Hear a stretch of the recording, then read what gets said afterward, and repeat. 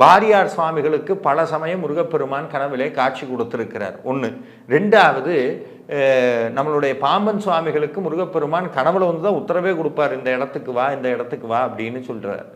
இதெல்லாம் மிகப்பெரிய ஞானியர்களுக்கு சாத்தியம். நமக்கு சாத்தியமானு கேட்டால் பக்தர்களுக்காகத்தான் முருகப்பெருமான் கனவுலே வந்து காட்சியை கொடுக்கிறார். அதுதான் ஒரு விசித்திரமான செயல்.